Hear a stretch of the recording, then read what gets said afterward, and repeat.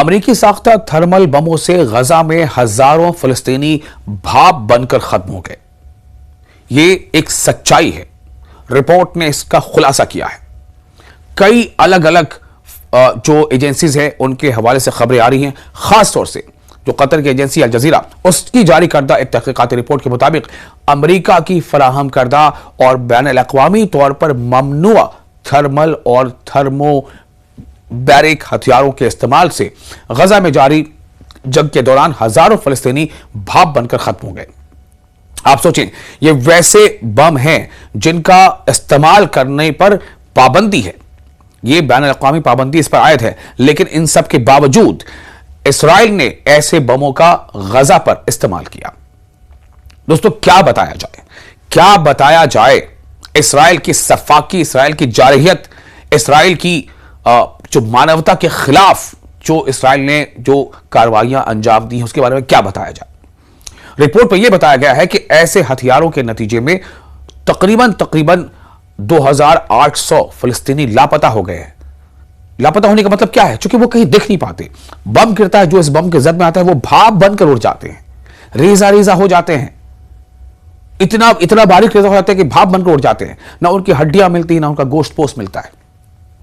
जिनमें से कई अफराद, यानी जो लापता है, जिनमें से कई अफराद के पीछे सिर्फ खून के धब्बे और गोश्त के छोटे छोटे टुकड़े बाकी रह गए, पता नहीं चला, भाप बन गए। यह असलहा, जिसे एरोसिविल बम या वैक्यूम बम भी कहा जाता है, 3500 डिग्री सेल्सियस यानी कि 6332 डिग्री फ़ारेनहाइट से ज्यादा दर्जे हरारत पैदा करने की सलाहियत रखता है। यानी वो इतनी हिद्दत पैदा करता है, इतनी गर्मी पैदा करता है कि कोई भी ठोस चीज वो रेजा रेजा हो जाती है और हवा में उड़ जाती है, भाप बन जाती है। इसका इस्तेमाल ममनुआ है, इसके इस्तेमाल पर पाबंदी है, यह फॉरबिडन है, लेकिन इसका इस्तेमाल हुआ, गजा में हुआ। आज भी इसराइल के जो वजीर आजम है बेंयामिन नेतन्याहू, उनके खिलाफ आईसीसी ने अरेस्ट वारंट जारी किया हुआ है। लेकिन क्या ह्यूमन राइट्स और कानून की बातें करने वाले बड़े बड़े सूरमा लीडर और ममालिक क्या इस पर कोई तवज्जो दे पा रहे हैं? आखिर बैनुल-अक़वामी इन इदारों का क्या मतलब रह गया है?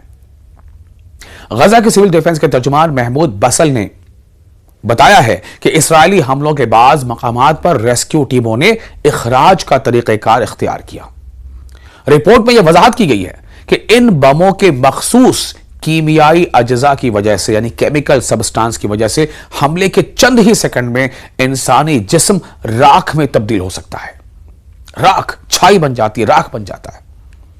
इंतहाई ज्यादा हरारत, इंतहाई ज्यादा हीट, गर्मी आमतौर पर यह ट्राइटोनल से पैदा होती है, जो TNT और एल्यूमिनियम पाउडर का मुरक्कब है, और अमरीकी बमों जिनमें MK-84 भी शामिल है, उसके इस्तेमाल से होता है। गजा की वजारत सेहत के डायरेक्टर मोनीर अल बरश ने कहा है कि पानी का नुक्ताए उबाल 100 डिग्री सेल्सियस होता है। यानी 100 डिग्री सेल्सियस जब टेम्परेचर होता है तो पानी उबलने लगता है। और क्या होता है? पानी उबलते उबलते फिर वो क्या होता है? वो एवापोरेट हो जाता है। कुछ देर में बर्तन सूख जाता है, पानी खत्म, हवा बन के उड़ गया पानी। तो सोचिए, 100 डिग्री सेल्सियस में जब पानी में उबाल आता है और जब जिस्म को 3000 डिग्री सेल्सियस से ज्यादा तवानाई, ज्यादा टेम्परेचर मिलेगा तो क्या होगा? जब जिस्म को 3000 डिग्री सेल्सियस से ज्यादा तवानाई, शदीद दबाव और ऑक्सीडेशन का सामना होता है तो जिस्मानी रतूबतें फौरन उबल जाती हैं, बाफ्तें भाप बनकर राख में तब्दील हो जाती हैं। बाज़ाहिर पूरा इंसानी जिस्म भाप बन जाता है। यह कीमियाई तौर पर नागुज़ीर है। केमिकली ये मतलब ऐसा हो जाता है, ये हो ही जाता है जिस तरह के केमिकल का इस्तेमाल है। अमेरिकी साख्ता BLU-109 बंकर बस्टर, जो एक थर्मल हथियार है, इसके बारे में मुशाहिदा किया गया है कि सितंबर 2024 में जनूबी गजा के अल मवासी इलाके में 22 फलस्तीनियों के लापता होने के पीछे भी इसी हथियार की वजह बताई जा रही है। और क्या बताया जाए? मैंने आपसे पूछा ना, क्या बताया जाए? इसराइल की जुल्म और ज्यादती के बारे में क्या बताया जाए? इसराइल क्या कर सकता है? इसराइल कहां तक वो गिर सकता है। इंसानी अकदार इसराइलियों के जहन में कितना है कितना नहीं है, आप दुनिया अभी जान रही है। आपने एप्स्टीन फाइल्स का नाम सुना होगा, नहीं सुना है तो किसी से पूछिए ये क्या है, आपको बहुत कुछ सवालों के जवाब मिल जाएंगे। आपको वीडियो कैसा लगा अपने कमेंट्स हमें कमेंट बॉक्स में जरूर शेयर कीजिए, ताकि हम जान सकें कि हमारी कोशिशें आपके लिए किस हद तक कारगर हैं।